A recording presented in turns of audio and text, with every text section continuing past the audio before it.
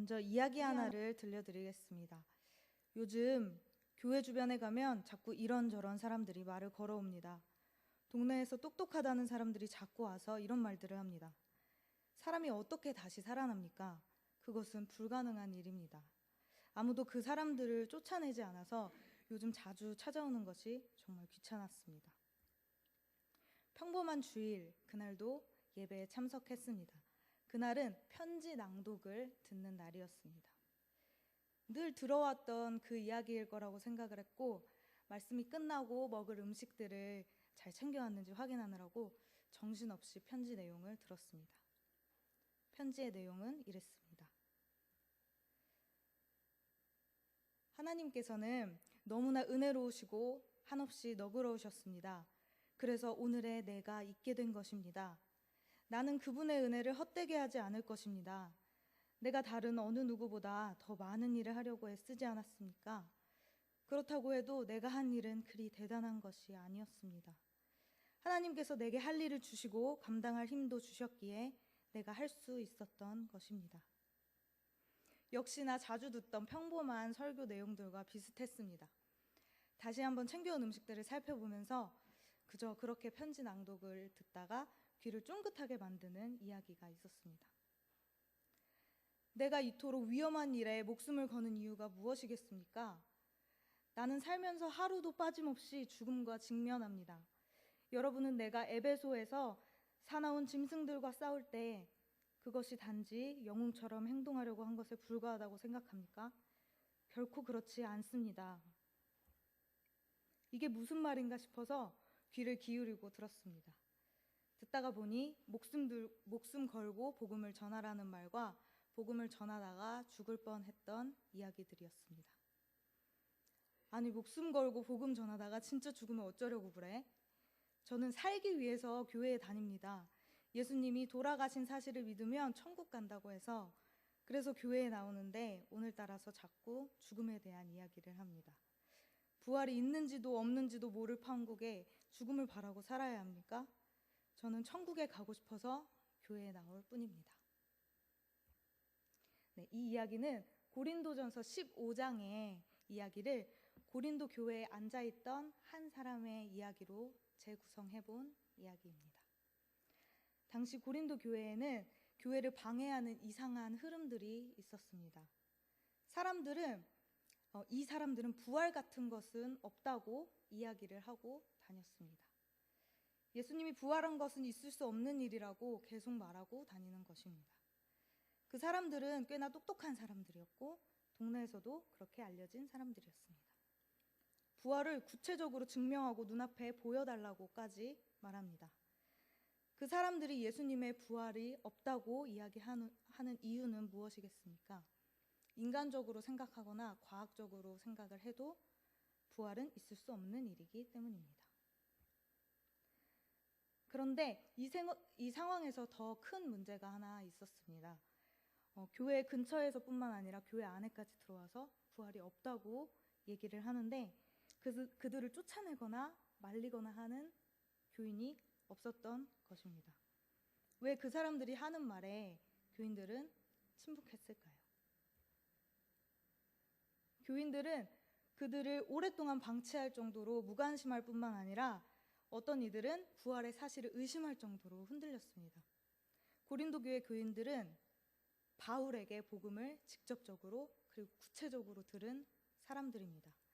그 사람들이 부활에 대해서 들어본 적이 없었을 리는 없고 또 예수님이 부활하셨다는 사실을 믿지 않거나 알지 못하는 사람은 거의 없었을 것입니다. 그런데도 그들은 부활이 없다고 하는 말들에 아주 무관심했던 것입니다.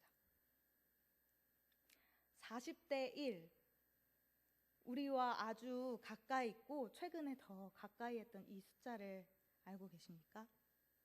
우리가 예수님의 십자가를 묵상했던 사순절 기간과 예수님의 부활을 기억하는 부활절의 비유를 이렇게 표현해봤습니다.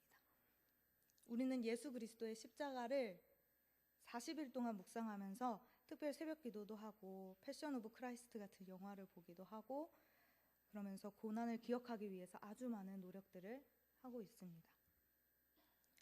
찬송가 안에도 그렇고 우리나라에서 불려지는 복음성가들을 들어봐도 그렇고 예수님의 십자가를 묵상하는 내용이 정말 많이 있습니다.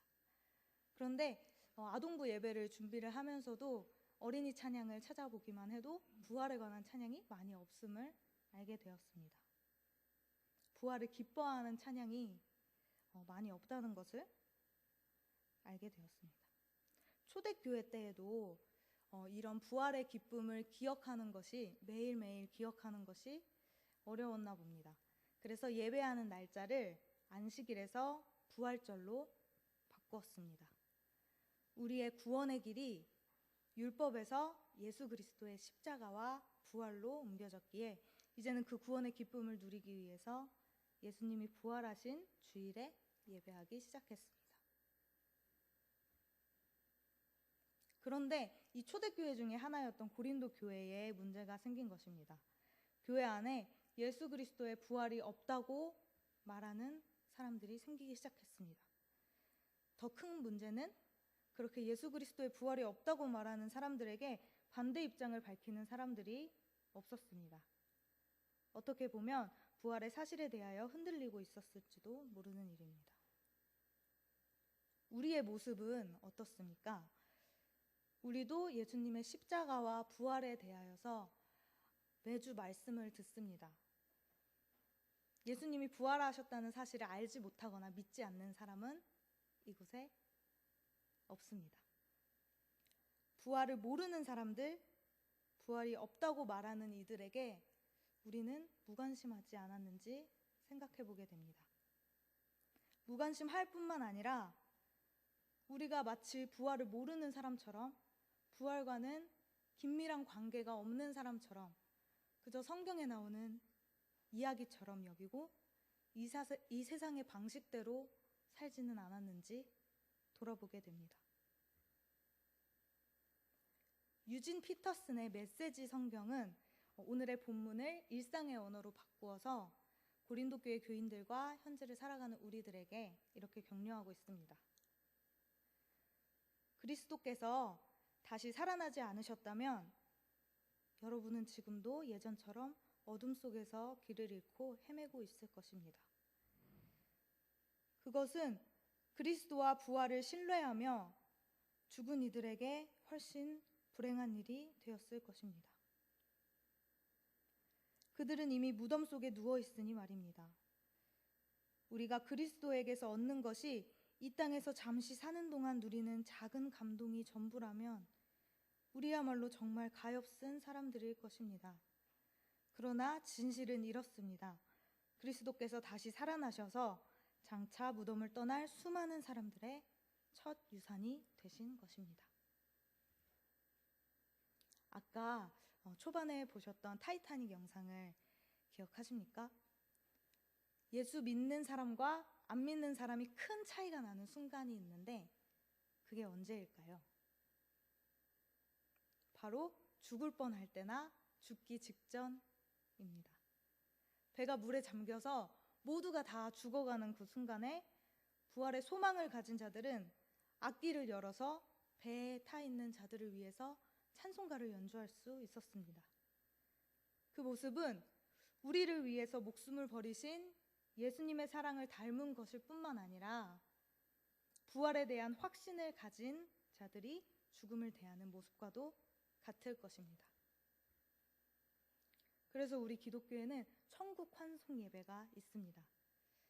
이 세상의 짧은 삶을 마치고 부활하여 살아갈 영원할 그 나라, 그 삶을 기대하는 우리의 믿음을 가장 잘 나타내주는 것 같습니다. 예수님이 오늘 우리를 위하여서 부활의 첫 열매가 되셨습니다. 그리고 우리에게도 부활을 선물해 주셨습니다. 부활의 소망 가지고 매일매일 승리하면서 평생을 살아가는 모든 성도님들 되시기를 간절히 소망합니다. 기도하겠습니다.